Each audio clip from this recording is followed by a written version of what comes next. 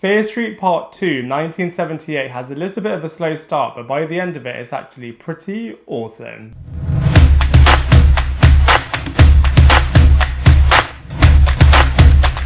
Hello everybody and welcome back to my channel Lifestyle Critic. I hope you're doing well. In this video we are going to be reviewing Fear Street Part 2, 1978, which is a sequel to the first part, Fear Street 1994, and this time they focus on a group of characters at a summer camp who get harassed, haunted and chased by a student wielding an axe who himself is possessed by the witch Sarah Fier. Now I wasn't sure about this movie in the beginning as it has a really slow start, but then by the end of it I thought actually this movie is pretty damn awesome, and I'm going to be breaking it all down for you in this movie review.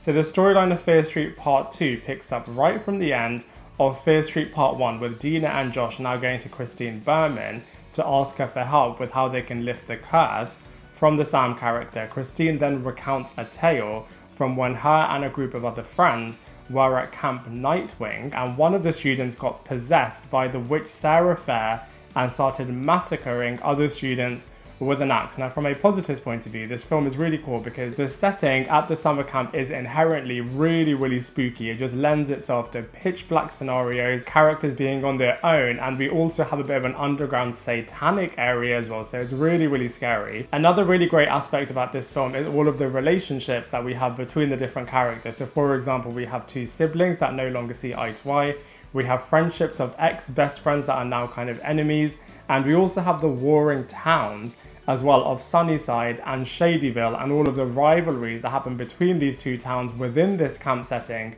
I think it's really great. And also the mystery that they're all trying to work out is actually really intriguing, and we have this book of clues that they keep referring to, which I think is really great. However, from a negative point of view, whilst it is really menacing about having this character with an axe that is just murdering everybody, after like the 7th time he's done it, it does get a little bit repetitive, and the first movie was a little bit more inventive with how they murdered all of the different characters. And like I said before as well, the first bit of this movie has a really slow start, but you know, all in all, I just feel like the storyline from the second part of Fear Street is actually pretty awesome.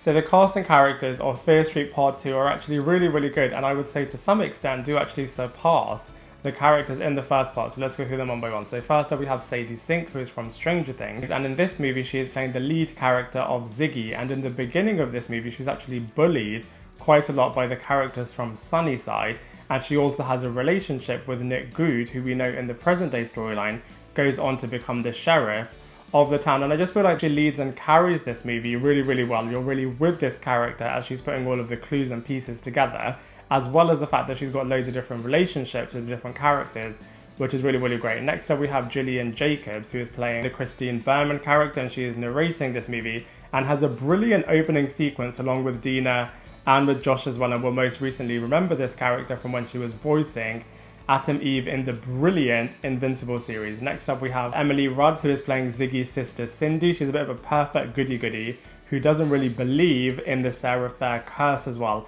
and she has really complex relationships with various different characters, and you find out a lot more about this character's backstory as the movie progresses. Next up we have Ted Sutherland, who is playing a young Nick Good, who obviously we know goes on to become the sheriff in the present day storyline, and it's really nice to see how this character became that character and how at first he is actually believing about the curse, and as we know in the present day storyline he's not that much of a believer at all. Next up we have Brandon Spink, who we most recently remember from the Batman vs Superman movie where he's playing a young Bruce Wayne, and in this movie he's playing a younger Will Good, who is the brother of Nick Good and goes on to become the mayor of the town, and here he is playing the councillor of the Sunnyside at Camp Nightwing, and he is a bit of a jock, bit of a jerk character in this movie. And then finally we have Kiana Madeira, Benjamin Flores Jr. and Olivia Welch returning from the first part and reprising their roles, although in a bit of a smaller capacity just to continue the present day storyline. And so from a cast and characters point of view, the movie is actually pretty decent.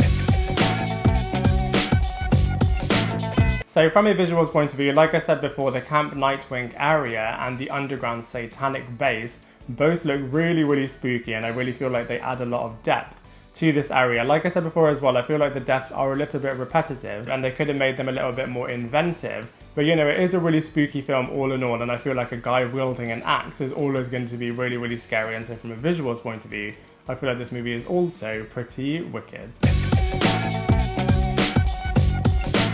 So in terms of comparisons, it's really, really interesting as I don't think this movie is as great as its 90s counterparts, so for example the Scream series and the I Know What You Did Last Summer series, although I would say it's slightly, ever so slightly, better than the first part, purely because I feel like the relationships and the story complexities are shared between all of the different characters, whereas I feel like in the first part, it's mainly just the Dina character that's having most of the limelight. But you know, that said, the first movie also does actually have pretty inventive death sequences happening in there as well, and so from a comparison point of view, whilst I did like both of them, I ever so slightly preferred the second one, purely because the characters and the storyline are a lot more layered in this movie. So overall, I wasn't sure about the second part of Fear Street when I first started watching it, but by the end of it, I thought it was really, really great, and now I cannot wait to see what's going to happen in the third part. You can check out my review for the first part by checking out the link in the description box below, but as far as the second Fear Street movie goes, I have to give it a solid 7 out of 10. I'd love to hear what you think, so please let me know in the comment section below. Otherwise, I look forward to seeing you in my next video.